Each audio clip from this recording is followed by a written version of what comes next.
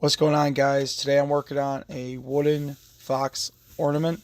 I'm using a cookie cutter to trace out my pattern. So I'm just using a Sharpie, fine point Sharpie, to just trace around the outside of the cookie cutter.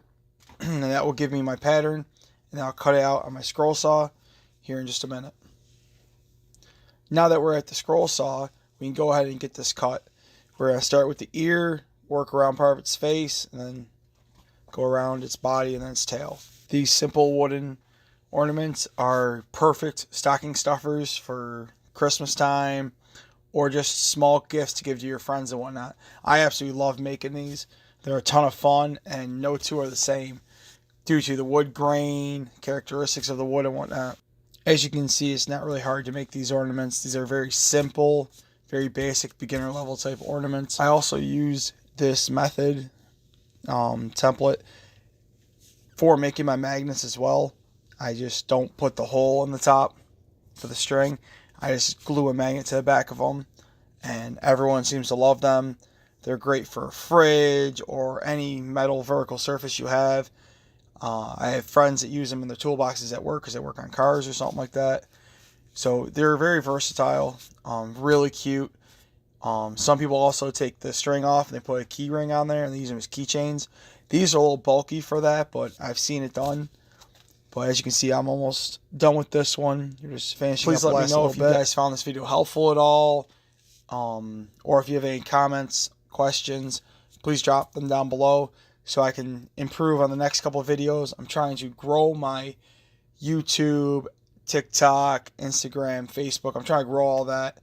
And I'm trying to push out more videos on the steps that I do to make all these different wooden projects I make. There's so many of these I do. This is just one of them. Next one will probably do one of the intarsia pieces. But these are so fun to make that I had to share it with you guys. As I finish up the final cut on this piece, we're going to go right into the next step, which would be drilling the hole for the string to go on. So I just drill a 1/4 inch hole with a Forstner bit. And it's pretty straightforward. Pretty easy. So our next step is sanding. I'm going to use a 180 grit piece of sandpaper on my palm sander so that I can go through and sand this to how I want. Then we use a 220 grit as well after that, but I skipped that step and just jumped right into the polyurethane step. Here I am using a wipe-on polyurethane. The brand is Minwax. This is the warm gloss. So as you can see, it darkens the wood a little bit, gives it like almost like a yellow tinge.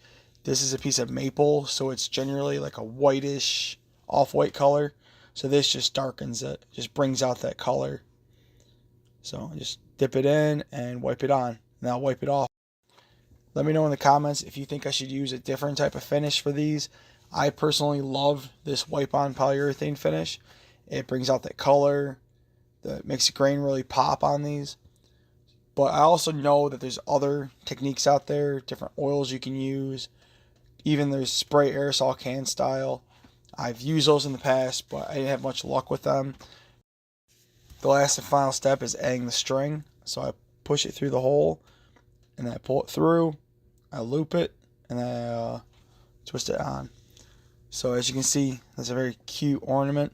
And I want to thank you guys for watching. Here's the final product.